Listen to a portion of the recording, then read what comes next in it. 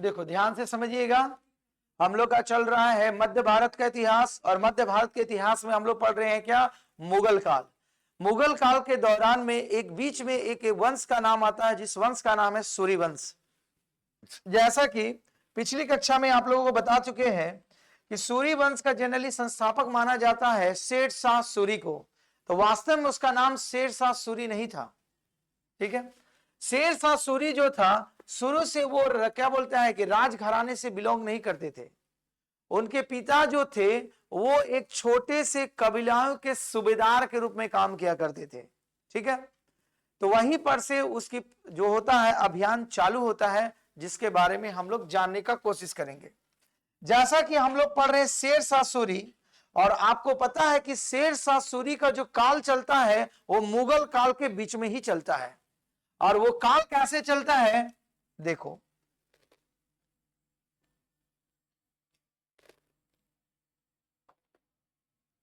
मुगल काल में पहले शासन जो चालू किया बाबर चलाया, बाबर के बाद चलाया कौन, हुमायूं चलाया।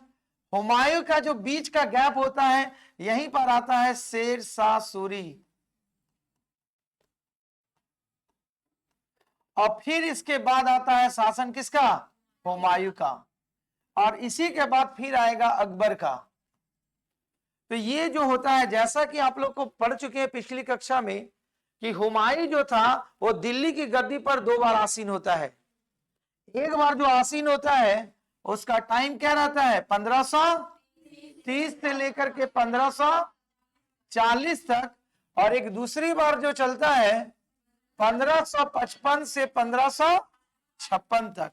तो देखो 1540 से लेकर के 1555, लेकिन जो 15 साल का जो अभियान रहता है ये यहां पर गद्दी पर जो आसीन होता है यहां पर सूर वंश या सूरी वंश का होता है। ठीक है, ये वंश चलता है, और ये सूर वंश में जो सबसे फेमस आता है नाम, जिसका नाम होता है शेर शाह सूरी, ये दिल्ली की गद्दी पर जो आपको लिख भी दिया गया है 1540 से 1545 ईस्वी तक ही शासन करता है। इतिहासकारों का ऐसा मानना है जिस समय ये दिल्ली की गद्दी पर बैठा उस समय शेर शाह सूरी का उम्र 67 ईयर्स हो रहा था, 67 साल की हो रही थी उम्र उस समय इसका। वो 67 साल की उम्र में दिल्ली की गद्दी पर आसीन हुआ था। ठीक है, तो देखो यहां पर जो लिखाया गया मेन पॉइंट लिखाया गया है, लेकिन आप समझिए जो हम बताते हैं, इनकेस क्वेश्चन इधर उधर भी कर सकता है, इसलिए जो क्लास है बोलते हैं ध्यान से सुनिएगा। तो आपको इसका स्ट्रक्चर समझ में आया, कैसे शेर शाह सूरी जो आपका दिल्ली की गद्दी पर बैठता है, और इसका शेर शाह सूरी का संबंध जो होता है, इसकी लड़ाई जो होगी वो लड़ाई होगी किसके साथ, हुमायूं के साथ। क्योंकि जिस समय शेर शाह सूरी दिल्ली की गद्दी पर आसीन होना चाहता है उस समय सबसे ज्यादा विरोधी कौन रहता है उसका, हुमायूं रहता है। हुमायूं दिल्ली की गद्दी पर आसीन होता है, लेकिन ऐसा मानना जाता है इतिहासकार में कि शेर शाह सूरी ने पानीपत की युद्ध के में भी भाग लिया था वो, और वो बाबर के समय में भी लड़ा था। बाबर के समय में चंदौरी का युद्ध जो हुआ था, कब हुआ था, 1528 में। 1528 में चंदेरी का जो युद्ध हुआ था उस युद्ध में का शेर शाह सूरी भाग लिया था।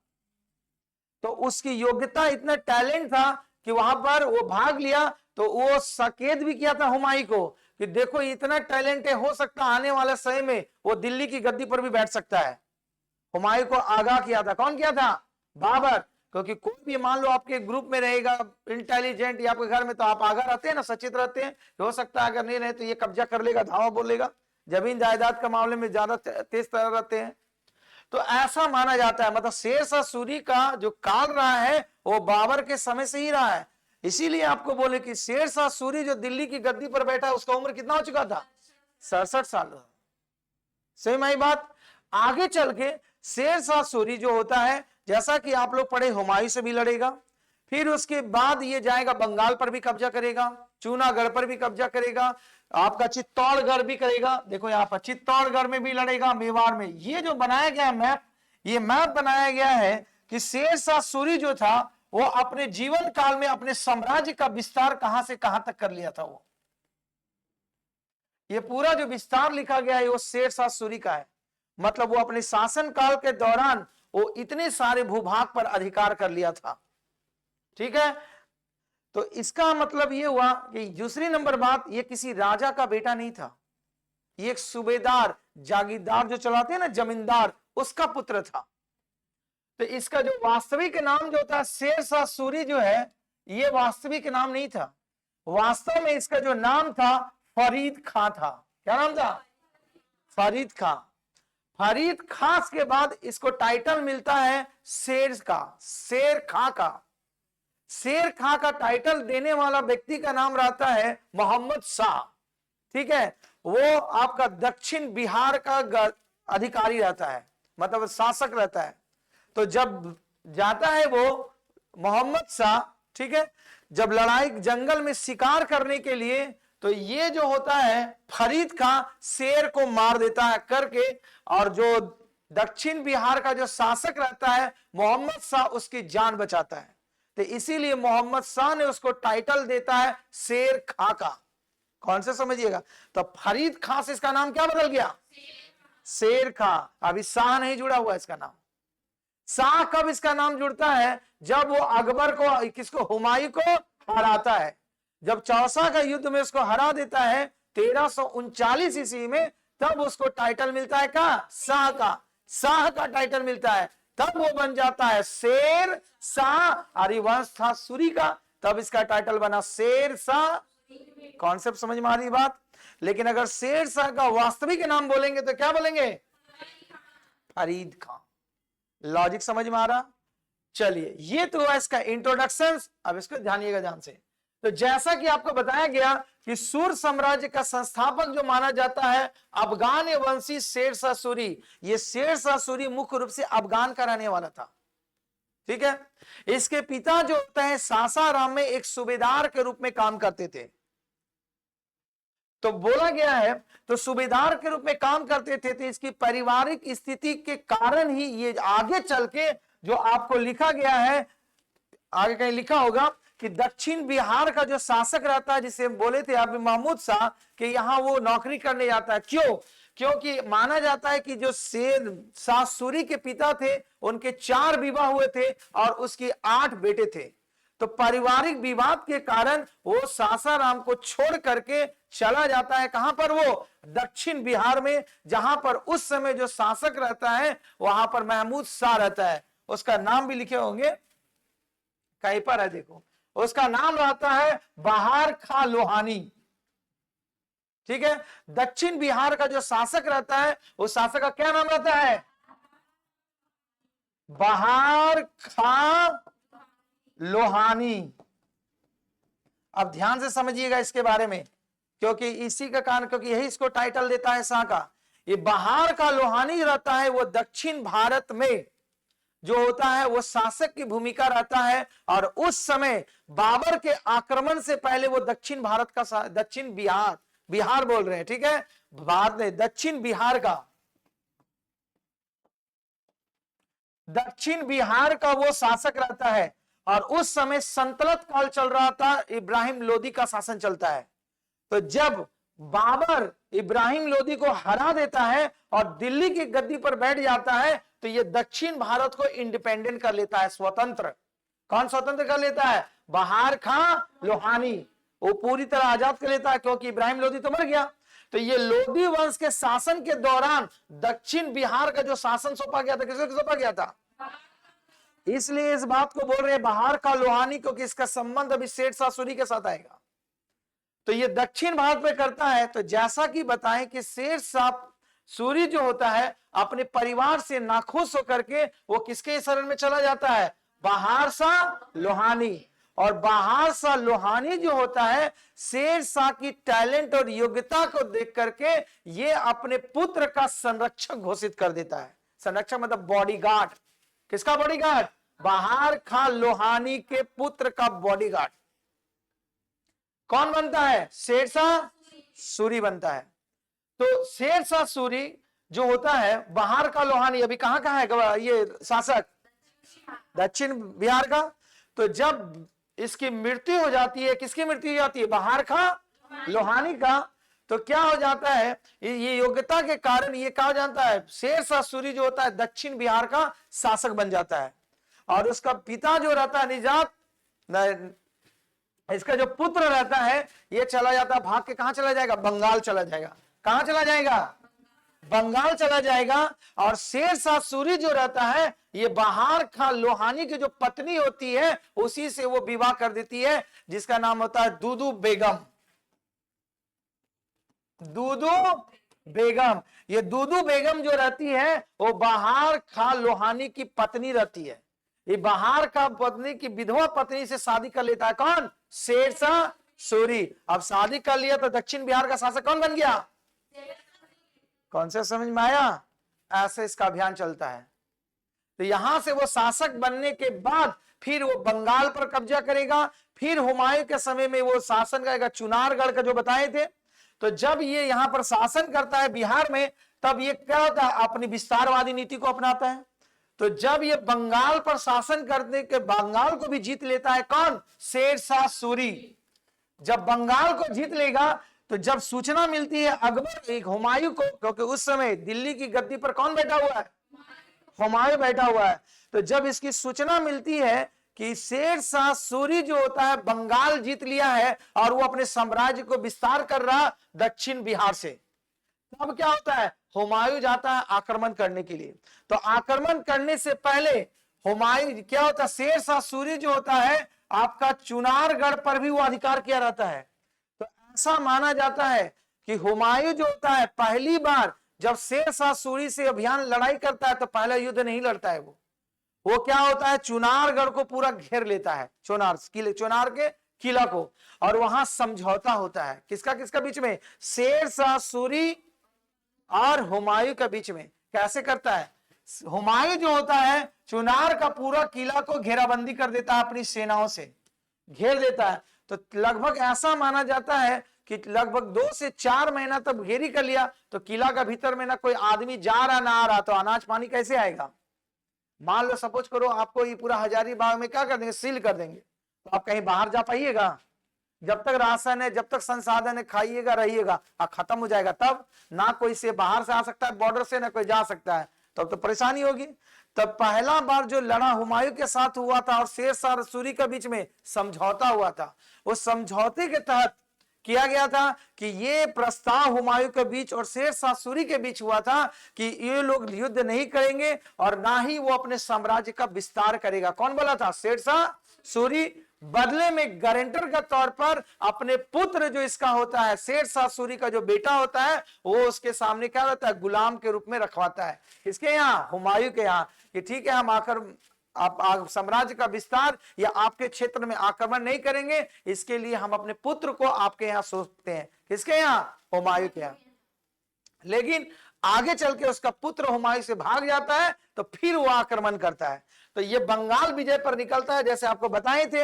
हुमायूं बंगाल जीतने के बाद फिर जब कहां लौटता है, जब वो दिल्ली की ओर लौटता है, आगरा की ओर, तब क्या होता है, ये तो फिराक में फिर रहता है। कौन, शेरशाह सूरी। जो उसकी लड़ाई फिर कहां पर होता है, उसका चौसा का लड़ाई लौटते समय में होता है। कब होता है चौसा का लड़ाई, 1539 में होता है। और वो जिस रास्ते से जाता है उस समय वहां का मौसम कहां, बिहार से होके जाता है। ठीक, बिहार से होके जाते समय गंगा और एक और नदी आपका पड़ता है, देखो उस नदी का दिमाग निकल गया। अच्छा ठीक है, नदी जो पड़ता है, गंगा नदी पड़ने के बाद तो देखो बारिश में पानी का उफान आ जाता है। और ये क्या था, हुमायूं सोचता है कि शेरशाह सूरी तो मेरा अधीनता स्वीकार के युद्ध नहीं करेगा, इसीलिए वो बिना प्रिपरेशन का जाता है। प्रिपरेशन मतलब समझते हैं ना, तैयारी का। क्योंकि देखो अभी सपोज करो एक एग्जाम में आप बैठिएगा पूरी तैयारी से और एक बिना प्रिपरेशन से अंतर रहिएगा। क्योंकि युद्ध का मैदान आप जा रहे हैं, बोलते कोई तो अब हमसे लड़ेगा उड़ेगा नहीं, जाएंगे। लेकिन शेरशाह सूरी इसी का फिराक में रहता है। तो जब जाता है तो बाढ़ से प्रभावित क्षेत्र रहता है। तो आपको बताए थे हुमायूं का शासन काल में जो चौसा का युद्ध होता है, हुमायूं अपनी जान बचाने के लिए गंगा नदी में कूदता है। और उसकी जान कौन बचाता है, सियासुद्दीन निजाम बचाता है, जिसके खुश होकर हुमायूं उसे एक दिन का बादशाह बनाता है। तो वो जान बचाकर भागता है। फिर वहां पर भी भागने के बाद फिर कन्नौज पर हमला करता है। कौन करता है, शेरशाह सूरी हमला करता है, जिसको उस युद्ध लड़ाई का नाम क्या कहा जाता है? कन्नौज या बेलग्राम का लड़ाई। जो लड़ाई कब होता है आपका? 1540 ईस्वी में। 1540 ईस्वी में, जिसको बोला जाता है कन्नौज या बेलग्राम का युद्ध। और इसी युद्ध के बाद हुमायूं पूरी तरह हताश और निराश होकर के भाग के चला जाता है। कहां पर? काबुल चला जाएगा। और तब जाकर के क्या शेर शाह सूरी दिल्ली की गद्दी पर बैठेगा और वो अपने साम्राज्य का विस्तार करेगा। सारांश समझ में आई बात? अब देखिए जो लिखा हुआ है, देखो।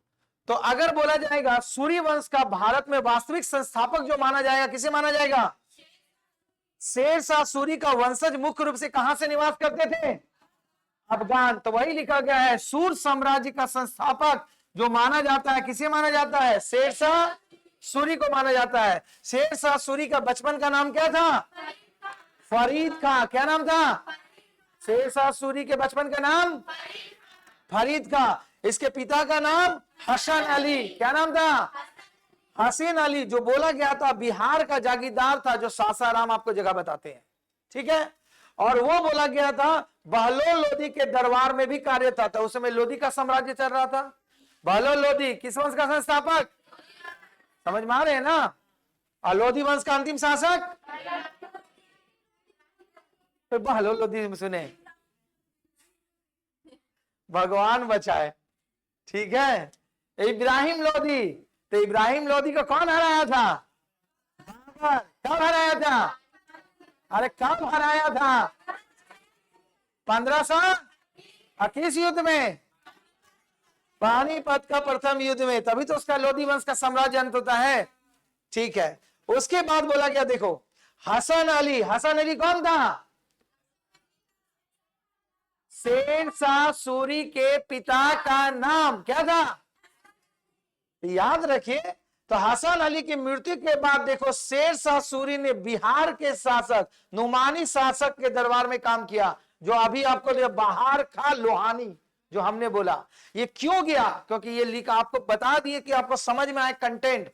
क्योंकि इसके बोले थे कि इसके पिता ने 4 विवाह किए थे, जिसके 8 संतानें थी। तो पारिवारिक विवाद होने के कारण, आपसी रंजिश होने के कारण ये क्या हुआ? वो बिहार छोड़ के चल गया दक्षिण बिहार में। किसके यहां काम करने के लिए? बहार खां लोहानी के यहां, ठीक है। क्योंकि इसके पास उसने प्रॉपर्टी था नहीं, ये तो मात्र सुबेदार था, कितनी संपत्ति रहेगा।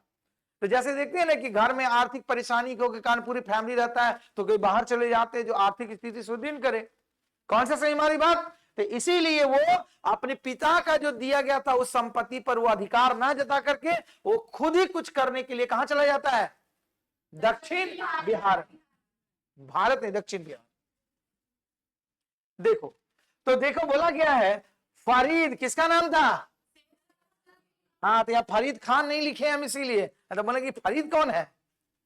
तो फरीद खां जो शेर शाह सूरी का वास्तविक नाम था, वास्तविक नाम फरीदे खां था, और बाकी सब तो इसको टाइटल मिला है। तो बोला गया फरीद खान ने एक शेर को, तलवार को एक ही बार में मार दिया था, जिससे बहादुरी से प्रसन्न होकर अफगान शासक, जिसका नाम था क्या? सुल्तान मोहम्मद खां लोहानी, ये भी अफगान का रहने वाला था, लेकिन इस शासन कहां संभाल रहा था? दक्षिण बिहार में। कहां संभाल रहा था? और किसके साम्राज्य में? लोधी वंश में। जो लोधी वंश का शासक उस समय कौन था?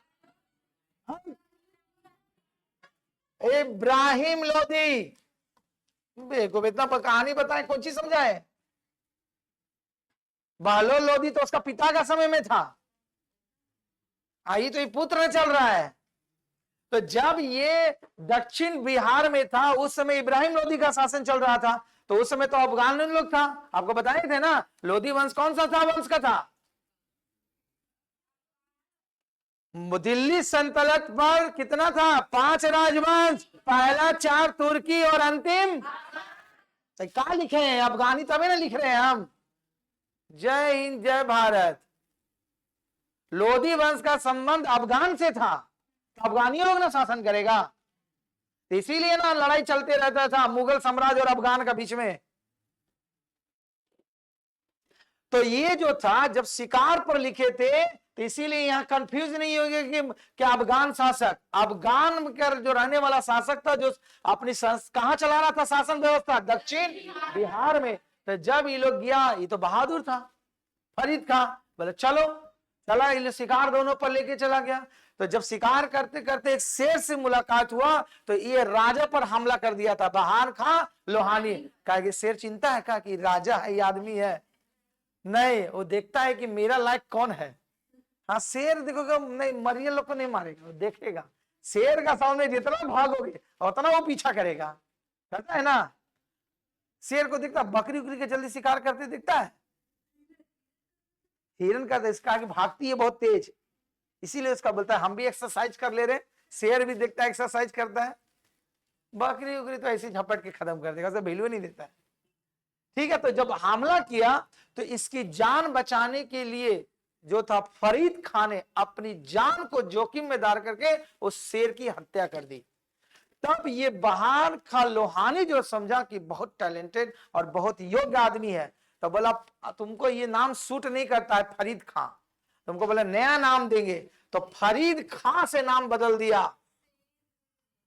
क्या कर दिया? तो अगर पूछा जाए कहीं शेर खां भी लिखा रहेगा तो शेर खां किसका नाम रहेगा? समझ में आया?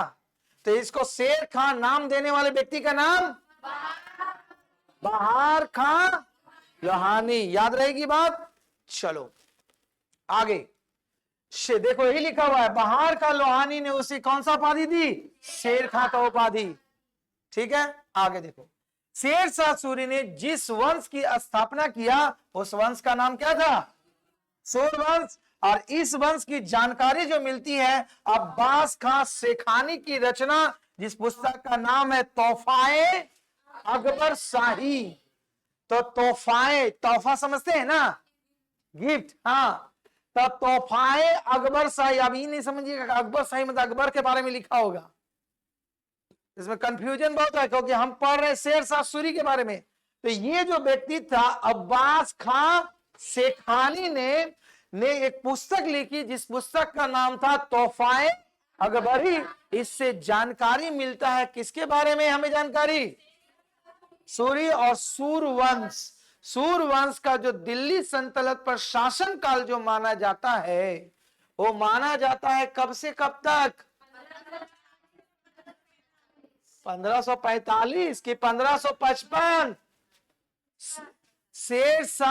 सूरवंश का शासन माना जाता है। और शेर शाह सूरी का बोलेंगे तब 1540 से 1545।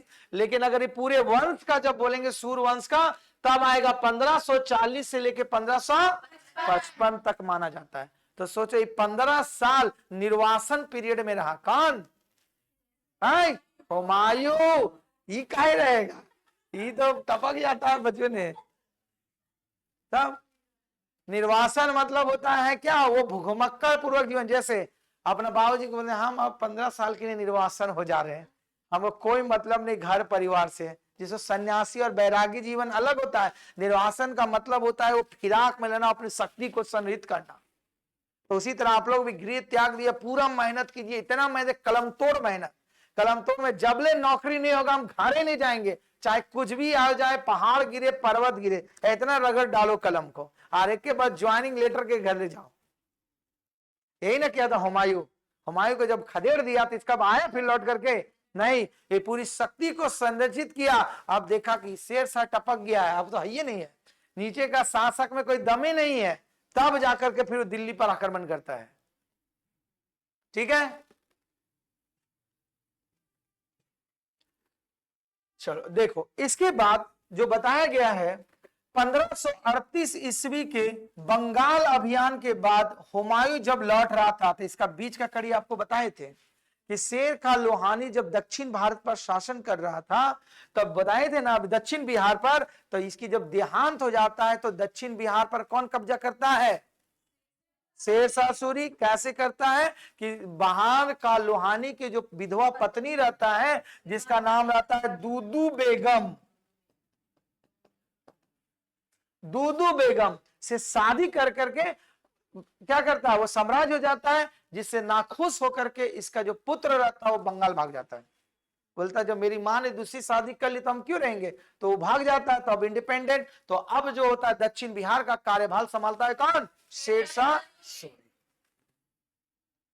तो शेरशाह सूरी दक्षिण बिहार से फिर बढ़ता है किधर की ओर, बंगाल की ओर। किधर बढ़ता है, बंगाल की ओर बढ़ेगा। तो बंगाल जब विजय जीत लेता है तो इसकी सूचना मिलती है हुमायूं को। किसको मिलता है, हुमायूं को।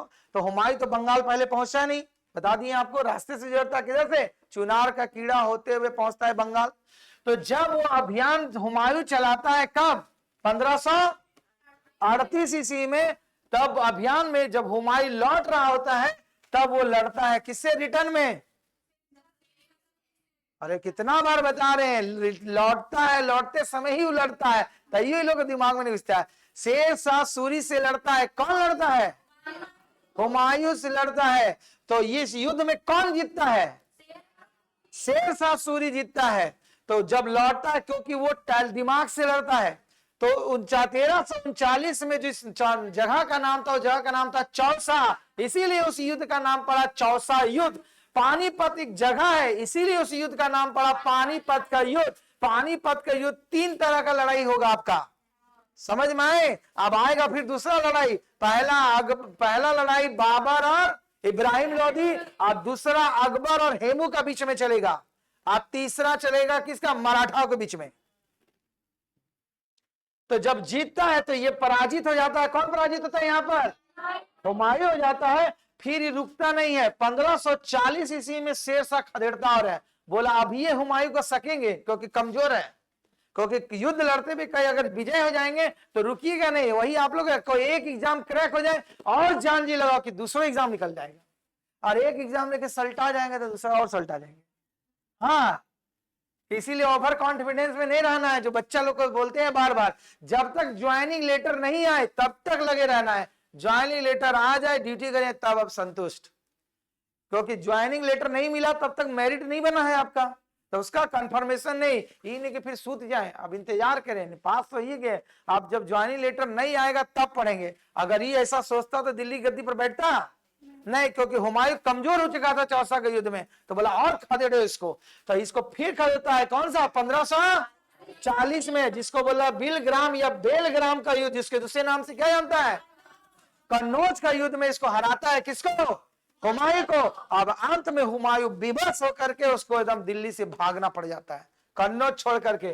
तो भागते समय में, इसके समय में इसकी पत्नी भी जाती है साथ में, और हुमायूं की पत्नी का नाम क्या रहता है, हमीदा बानो बेगम, जो जाते समय अपनी पत्नी को पंजाब के शासक 20 साल के यहां छोड़ के जाता है, और वो निर्वासन के पीरियड में अकेले भागता है।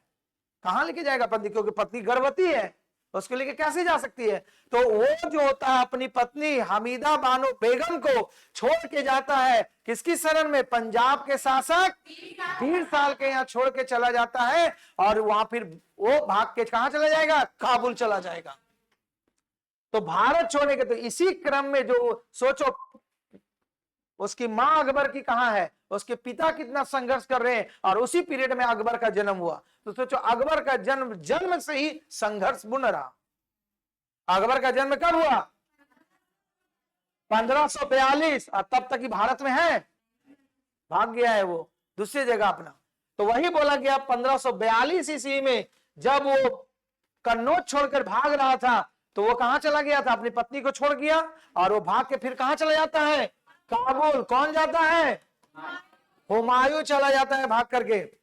तो अब क्या हुआ, दिल्ली पूरी तरह साफ, ना कोई इसका वंशज है, ना उसकी पत्नी है, ना राजा है। तो अब दिल्ली की गद्दी पर कौन बैठेगा, शेरशाह सूरी, क्योंकि उसका वंशज में कोई है ही नहीं है, तो कौन उसका विरोध करेगा।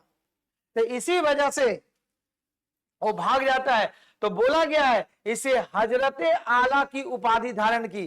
तो जब दिल्ली की गद्दी पर वो हुमायूं शेरशाह सूरी बैठ जाता है, तब उसे एक टाइटल मिलता है, और उस टाइटल का नाम क्या होता है, हजरते आला।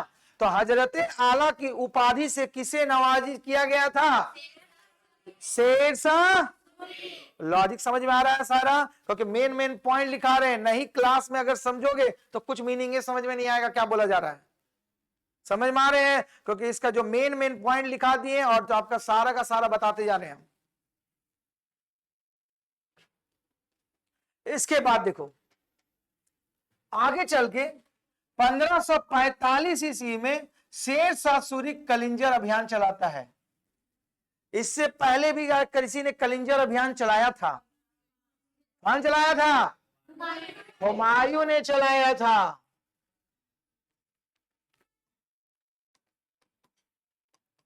कलिंजर अभियान। और उस समय वहां का शासक कौन था? प्रताप। कंफ्यूजन नहीं होना चाहिए, वो 1531 आई कब? समझ में आए? साम्राज्य तो सब विस्तार करेगा। तो शेरशाह ने कलिंजर अभियान किया और इस अभियान में एक दासी, मतलब समझते हैं ना, डांसर, नर्तकी के लिए किया था। ठीक है, जिसे राजा कीरत सिंह ने देने से मना कर दिया था। क्योंकि देखो भाई क्या फेमस कौन सा, जैसे मान लो बहुत सारे डांसर, नर्तकी हर राजा के दरबार में होता है, क्योंकि मनोरंजन का साधन उस समय क्या होता था? डांस हुआ था, आखेट हुआ करता था, और जो पढ़ने लिखने वाला राजा इंटरेस्टेड होता था वो किताब लिखवाता था और किताब पढ़ता था। और समय तो नहीं था, मोबाइल था नहीं, फेसबुक, इंस्टाग्राम, व्हाट्सएप था नहीं जो राजा लोग देखते रहे। राजा लोग अच्छे टाइम पास हो जाता कि नहीं? उस जमाना में अगर रहता तो राजा लोग लड़ता कभी? मतलब लड़ रखा, यही टाइम पास हो जा रहा है, मेरा देश दे रहा, अच्छा मेरा बॉर्डर सिक्योरिटी सुरक्षित है, मिसाइल विसाइल दाग दो यहीं से चल जाएगा। और आलसी होता राजा, क्या होता? अपने दरबार में बैठ के स्विच रखता, 1 नंबर से उत्तर भारत, 2 नंबर दक्षिण भारत, है ना, सब पश्चिम भारत, सब कंट्रोल। लड़ने उड़ने का दरकार नहीं, कितना संघर्ष करता था। अभी ज्यादा कोई देश परेशान करेगा तो क्या होता है? मिसाइलें छोड़ दो उसका ऊपर, देखा जाएगा बाद में। और रूस कितना परेशान कर रहा है। तो देखो उस समय वहां का शासक कौन था? कीरत सिंह ने देने से मना कर दिया। और इस अभियान के दौरान शेरशाह सूरी ने क्या बोला? सेना को छोड़े गए तो बोला कि हमको चाहिए। तो इस लड़ाई के दौरान जब हुआ तो बोला ये क्या हुआ? 6 महीने तक इसका किला को घेर के रखा था। कितने महीने तक? 6 महीने तक कीरत सिंह का किला को। अब बोला कोई आदमी निकल ही नहीं रहा बाहर, कैसे घुसे? तो बोला कि इसके दरवाजे को तोड़ दो। तो तोप का गोला चलाने का आदेश दिया। कौन आदेश दिया? शेरशाह सूरी ने। जब तोप का गोला चलाने का आदेश दिया तो एक ऐसा गोला था जो उसके दरवाजे को ना लग करके वापस रिटर्न आ गया। जैसे मान लो, देखो कोई ढीला मारोगे कि दरवाजे में तो रिटर्न आ जाता कि नहीं कभी कभी? अरे आता है ना, तो का गोला बोलता है रिटर्न आएंगे। मान लो मिस हो गया, एकदम मूवी में दिखाता बम का गोला फेंका नहीं हुआ, अब हीरो गया छुआ उड़ गया, है ना, तो बोलता शहीद हो गया। ऐसा मिस होता है कि नहीं? तो वही जब आदेश दिया शेरशाह सूरी की, क्या आपका कीरत सिंह का किला का जो मेन गेट होता था राजा लोग का, तोड़ने का, तो जब गोला छोड़ा तो गोला मिस हो करके जहां पर बारूद था, बारूद का जो गोला का ढेर था वहीं पर रिटर्न आ गया वो, और वहां क्या गया? ब्लास्ट हो गया। और वहीं तक खड़ा शेरशाह सूरी।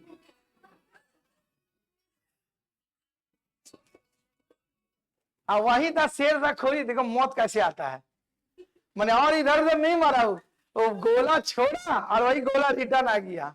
अब मिस होकर रिटर्न आएगा तो वही बारूद का ढेरे था, तो वही बारूद का ढेर में आगे हुआ, जिसके कारण शेरशाह सूरी क्या हो गया? मर गया। लेकिन देखो ये मरा तब भी नहीं, उसका प्राण वही लटका जब तक इसका सेनापति ये नहीं बोला कि कीरत सिंह का किला हम जीत नहीं लिए हैं, तब तक वो प्राण को बचैले था।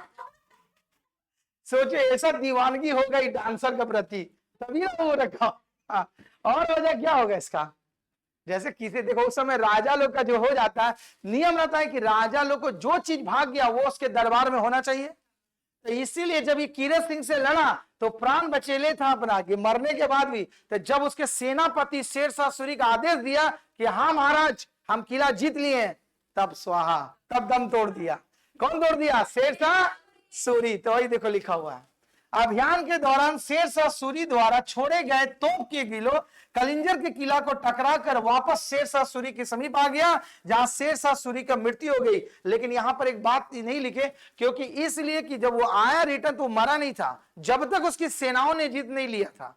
तो ये जीता अभियान, ठीक है। तो जीतने के बाद जब बोला किला जीत लिया, तब जाकर के देहांत हुआ, तब इसकी मृत्यु के बाद इसका बेटा 2 होगा, तब वो गद्दी पर बैठेगा। किसी गद्दी पर बैठेगा? दिल्ली का गद्दी पर। क्यों? क्योंकि आपको बार बार बोल रहे हैं ये सूर्यवंश जो चल रहा है आपका 1500 से लेकर 1555, तो अभी तो 45 हुआ, अभी 10 साल बाकी है ना। तो 10 साल इसका नीचे पुत्र इसका शासन करेगा। किसका? शेरशाह सूरी का। सबसे इंपॉर्टेंट क्वेश्चन, कलिंजर को वर्तमान में किस नाम से जाना जाता है? और दूसरा सबसे इंपॉर्टेंट क्वेश्चन है कि शेरशाह सूरी एक ऐसा शासक था, वो जिंदा रहते अपना मकबरा बनाया था, और वो मकबरा है सासाराम में। बिहार के सासाराम में वो जीवित रहते ही अपना मकबरा बना दिया था। वो जान रहा था कोई गारंटी नहीं हम कहां मर जाए, और मरिए गया ऐसा जगह। तो जिंदा ऐसा शासक था। मकबरा समझते हैं ना, किसी आदमी की जब मृत्यु होती है तब बनाया जाता है, आइए अपना जिंदे में बना लिया था। हाँ, बोला मर जाता है। हाँ, बहुत सारे देखते मूवी में जिंदा रहते उसका पिंडदान कर दिया, पूरा गुस्सा था। हिंदू धर्म होता है ना पिंडदान। पिंडदान का मतलब होता है कि अगर किसी से कोई रिलेशन नहीं, सारा खत्म होता है, तो जीवित रहते उसका दाह संस्कार का एक नियम है, वो कर देता है। तो इस भी सोचा कि कोई भरोसा नहीं, किधर हम लड़ रहे मर जाएंगे, कोई मेरा मकबरा बनाएगा कि नहीं बनाएगा, इसीलिए जिंदे रहते बना जिंदा रहते बना दिए। और बनाया कहाँ? जहां उसका पैतृक स्थान था, क्योंकि इसका पिता वहीं का ना शासन कर रहा था, सासाराम का, बिहार के सासाराम का सूबेदार था वो। तो बोला इधर उधर बनाएंगे वैल्यू नहीं है। तो अभी भी जाओगे सासाराम रेलवे स्टेशन से ज्यादा दूर नहीं जाना पड़ता है, ठीक है, वहीं पर है मकबरा। किसका मकबरा? शेरशाह सूरी का मकबरा। तो क्वेश्चन पूछा जाता है शेरशाह सूरी का मकबरा कहां पर है?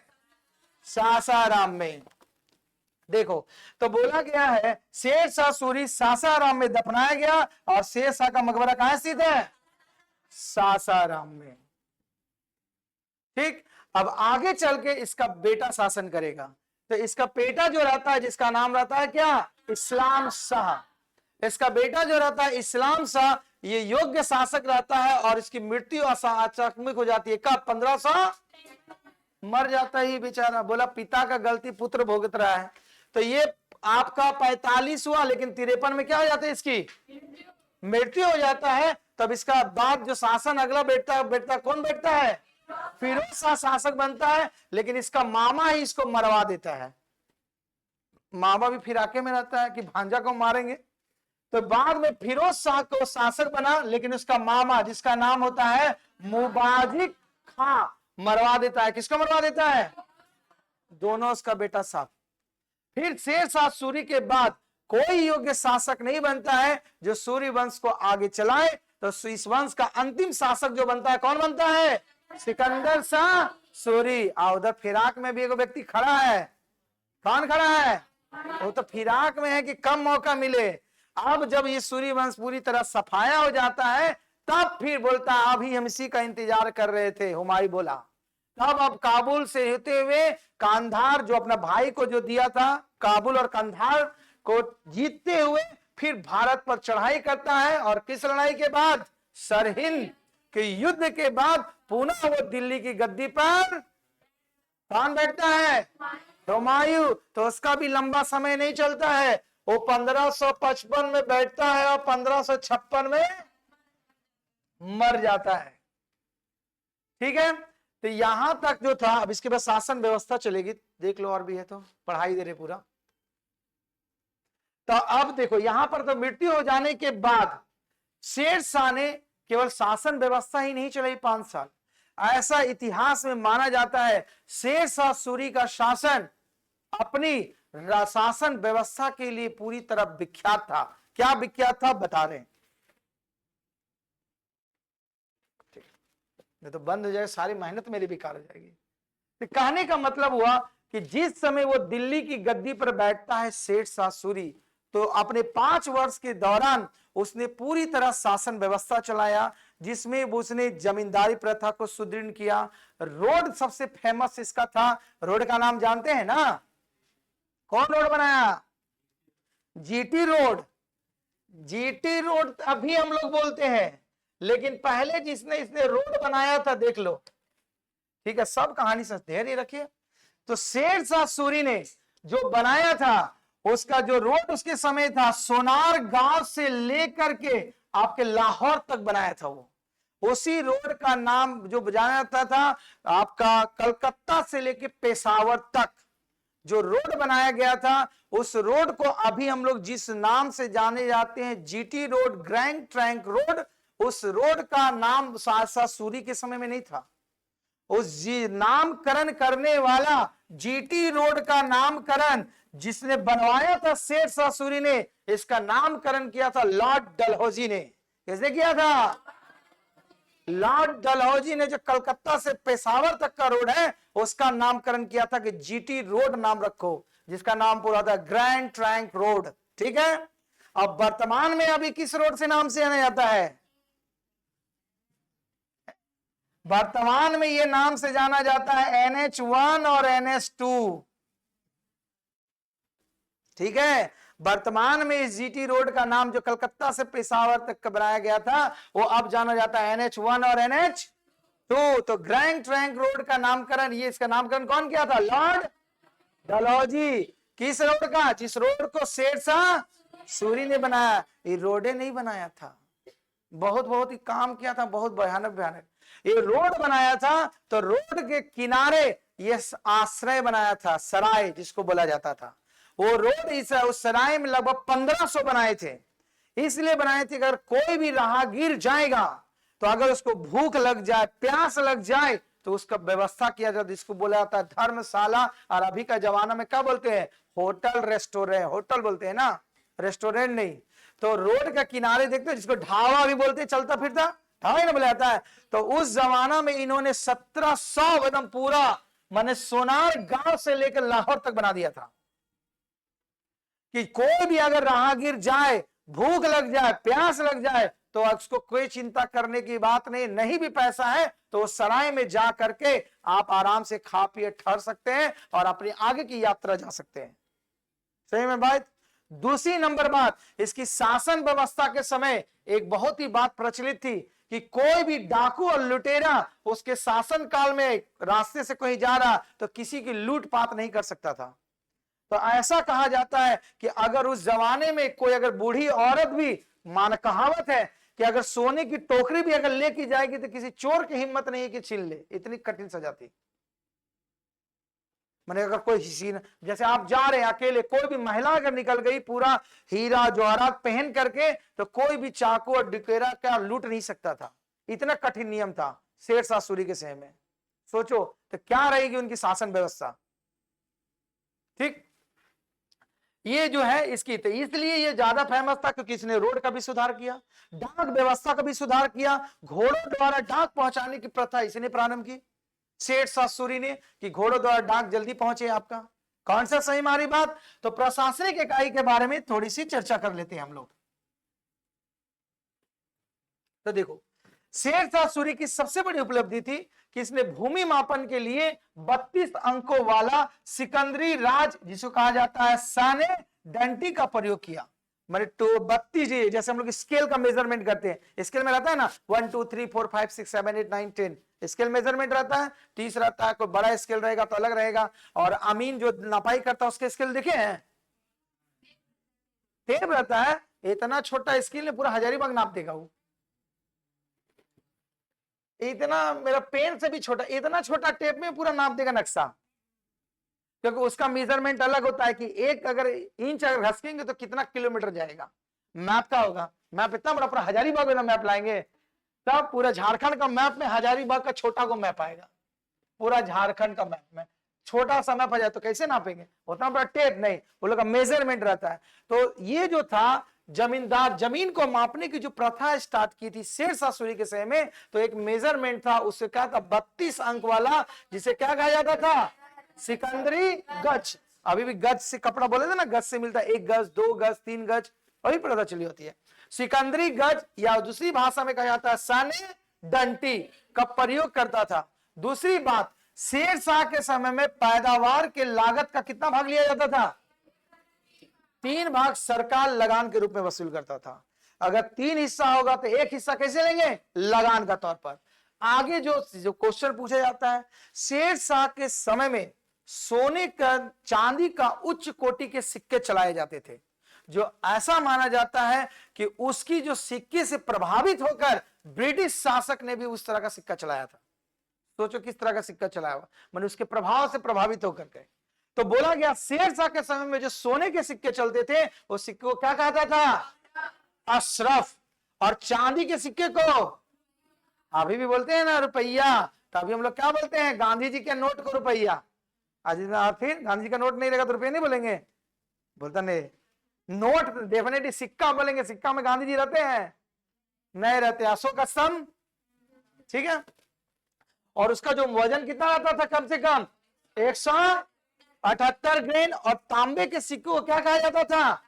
दाम। याद रखिएगा नाम। तो 3 तरह के जो सिक्के चलाते थे, सोने का, चांदी का और एक तांबा का। तो शेरशाह सूरी के समय में जो सोने के सिक्के चलते थे किस नाम से आया जाता था?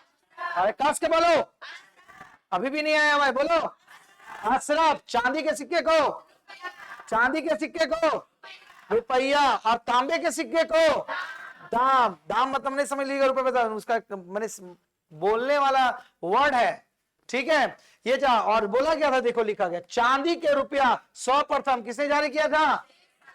शेरशाह सूरी ने चांदी के सिक्के। तो ये 3 तरह का सिक्के चलाए थे। कौन कौन सा सिक्का? सोने का सिक्का का नाम क्या? सोने का सिक्का का नाम, चांदी के सिक्का का नाम, और तांबे का दाम। और इसने भूमि मापने के लिए जो वह मेजरमेंट था उसे क्या कहा जाता था? सिकंदरी। क्या कहा जाता था? कस के बोलो, सिकंदरी गज। अंत में इसके अलावा शेरशाह के समय में तांबे के जो सिक्के अभी बताए किस नाम से जाना जाता था? दाम। तो उसमें वजन होता था। तो इसके अलावा भी उसे और नाम से पुकारा जाता था। क्या पुकारा जाता था? अधोला, उसके बाद पावला, फिर उसके बाद गमरी, और अंत में चीतल। तांबे के सिक्के को और नाम से ही पुकारा। जैसे हम लोग रुपया बोलते हैं, 5 रुपया, 10 रुपया, लेकिन टाइटल लास्ट में लगता है ना रुपया, लेकिन उसका वैल्यू क्या होता है? अलग अलग। बोलेगा 2 रुपया, कितना रुपया दे? मैंने 2 मतलब किसी को बोलेगा रुपया दीजिए तो कितना रुपया देगा वो? तो पूछेगा ना कितना चाहिए। घर में पापा मंगी से मांगते हैं, आज हमको रुपया नहीं बोलते, पैसा का दरकार है। रुपया बोलते कोई नहीं, इतना पैसा चाहिए तो दे देना चाहिए। लो 100 पैसा ले लो, 1000 पैसा ले लो। 1000 पैसा कितना रुपये के बराबर? 1000 पैसा बराबर कितना रुपये के बराबर? 1000 ना, तो खत्म। 10 रुपये का बराबर। बोला घर में कि दे दीजिए हमको 10,000 पैसा, और 10,000 मांगेंगे तो कितना मिलेगा? 100 रुपया। तो घर में बोला 10,000 पैसा दीजिए, पगला जाएगा 10,000 रुपये का कर रहे हैं। दूरते उसका दिमाग में जाएगा रुपया, तो बोला आपसे तो हम पैसा मांग रहे हैं। हाँ ठीक है। तो इसीलिए शेरशाह के समय में जो सिक्के चलाए जाते थे किस किस नाम से? रिपीट करो, कैसे बोलो। और दूसरा नाम, और उसके बाद फिर से बोलो, पहला, उसके बाद, उसके बाद, उसके बाद, ठीक है। लेकिन इसका पहला 3 सिक्का का नाम नहीं भूलिएगा कि सोने के सिक्के को किस नाम से पुकारा जाता था? भूलोगे नहीं, एग्जाम में पूछा जाता है। सोने का सिक्का को, चांदी का सिक्का को और तांबे का सिक्का को अगर दाम नहीं लिखा रहेगा तो ये जो नाम बताए इसमें से कोई एक नाम रहेगा। कौन सा सही मारी है ना? ये किसके शासनकाल में चला था? शेरशाह सूरी। उसके बाद इन्होंने एक प्रथा चालू की थी जिसका नाम था कबूलियत और पट्टा प्रथा। कबूलियत और पट्टा प्रथा का जो संबंध होता है जमींदारी प्रथा से। जमीन पट्टा प्रथा जो अभी भी चलता है, जैसे मान लो कि आप जमीन नहीं कर सकते खेती बाड़ी, तो आप किसी को जमीन में छोड़ देते हैं, जिसको क्या बोलते हैं देहाती बात है बटैया देना बोलते हैं ना। इसका मतलब क्या होता है? बटैया का मतलब ये होता है कि आपके अगर खेती करने के लिए बहुत सारे जमीनें आपके जमीन खाली रह रहे, तो आप जिस व्यक्ति को दे रहे हैं उसको आप क्या देते हैं? अनाज का बीज का पैसा देते हैं, और वो मेहनत करता है। इसके एवज में जो आप डिसाइड करते हैं 3 भाग 2 भाग वो लेते हैं, और बाकी जो मेहनत करने वाला व्यक्ति वही ले लेता है। वही ना लेते हैं। बटैया का मतलब ही ना होता है। तो वही जो प्रथा चला रही थी पट्टा प्रथा उसके समय में, क्योंकि उसकी जब भूभाग बहुत ज्यादा हो गया था तो बोला जमीन खाली नहीं रहे तो उसको पट्टा प्रथा में दे दिया जाए, कि राजा किसी सूबेदार को दे देता था और सूबेदार एवज में राजा को उसको कर स्वरूप पैसा देता था। समझ में आई बात? तो इसी को बोला गया है कबूलियत और पट्टा प्रथा। तो कबूलियत और पट्टा प्रथा की शुरुआत करने वाला शासक, याद रखिएगा। उसके बाद आपको पहले लिखा है शेरशाह सूरी ने 1540 में तो गद्दी पर बैठा और पाटलिपुत्र का नाम बदल दिया 1541 में। क्या बदल के कर दिया? जो वर्तमान में अभी भी नाम है, ठीक है। पटना नाम से पुनः संशोधित किया और ग्रैंड ट्रंक का मरम्मत कराया और डाक प्रथा का प्रचलन कराया। आपको बताएं ग्रैंड ट्रंक का नामकरण करने वाला लॉर्ड डलहौजी, लॉर्ड डलहौजी, जो बोला जाए कहां से कहां तक फैला हुआ? कलकत्ता से पेशावर तक फैला। अब भारत अलग हुआ बना, लेकिन वहां तक बना हुआ था। अब वर्तमान में उसका नाम क्या हुआ? NH1 और NH2, याद रखिएगा। कॉन्सेप्ट समझ में आया? ठीक है, तो यहां तक हुआ शेरशाह सूरी के बारे में। तो कुछ समझ में आया शेरशाह सूरी? कहीं कंफ्यूजन? क्योंकि स्टूडेंट का इसलिए कंफ्यूजन होता है क्योंकि इसका बीच में हुमायूं घुसा हुआ है। ठीक है, तो उम्मीद करते हैं कि आज की कक्षा आपको भली भांति समझ में आया होगा और आपके एग्जामिनेशन दृष्टिकोण से इसके अलावे भी जितनी सारे बात आपको लेक्चर दिए वो समझ में आई होगी। धन्यवाद।